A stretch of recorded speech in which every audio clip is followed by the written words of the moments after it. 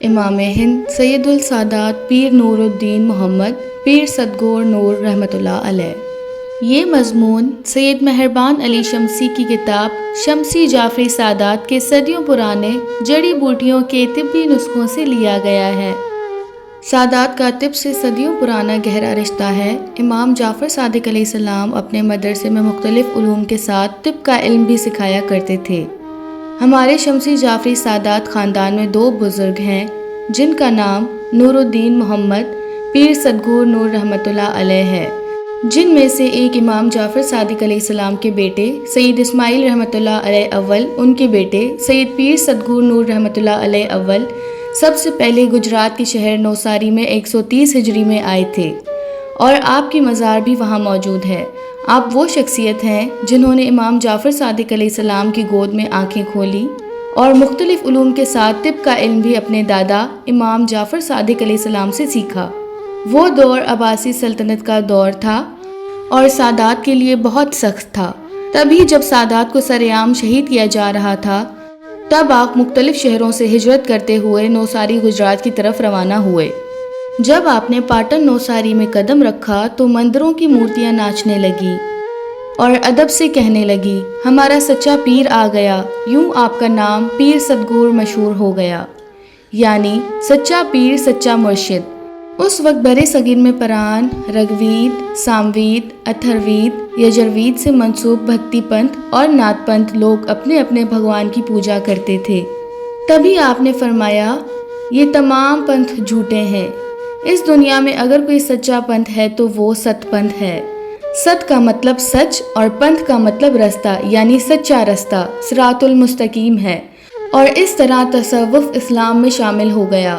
ست پنتھ طریقت کے سلسلے میں گنان کے وسیلے سے انسان کو اپنے مولا سے اور کائنات کے رازوں سے جوڑا جاتا ہے۔ گنان سید محمد نور الدین اول نے یہاں کے لوگوں کو سمجھانے کے لیے یہاں کی مقامی زبان میں لکھے، جیسے کہ سنسکرت زبان، قدیمی ہندی، گجراتی، سندھی زبان وغیرہ۔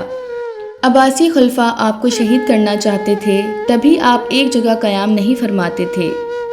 آپ کو یہاں کی زمین اتنی اچھی لگی کہ آپ نے وصیت فرمائی کہ جب میری شہادت ہو تو میرے جسم کو تابوت میں نوساری لایا جائے اور یہاں میرا روزہ بنایا جائے۔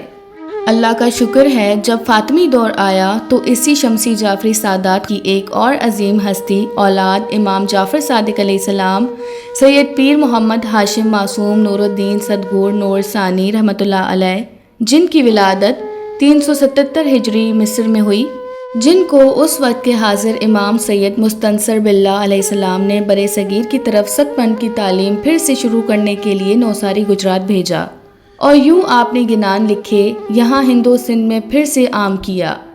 آپ نے جب نوساری کے علاقے پاٹن میں قدم رکھا تو سارے بت آپ کے سامنے سجدہ ریز ہو گئے، اور پھر آپ نے ان مورتیوں کو دودھ پلایا۔ یہ دیکھ کر سب پجاری آپ کے قدموں میں گر گئے اور کہنے لگے، پیر صدگور نور الثانی آ گیا۔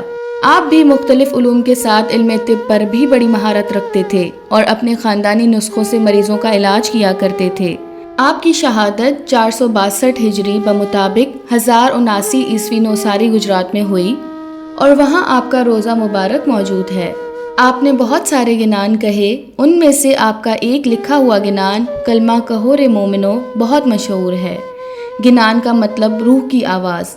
جب سالوں سے اہل بیت علیہ السلام کے ماننے والے تقیہ میں تھے تب ہمارے خاندان نے گنان کے وسیلے سے یہ اعلان کیا کہ اپنے روح کے اندر چھپی ہوئی پنجتن پاک سے محبت کو ظاہر کر دو، اور یوں گنان کہنا اور لکھنا ہمارے جعفری سادات خاندان سے منسوب ہو گیا۔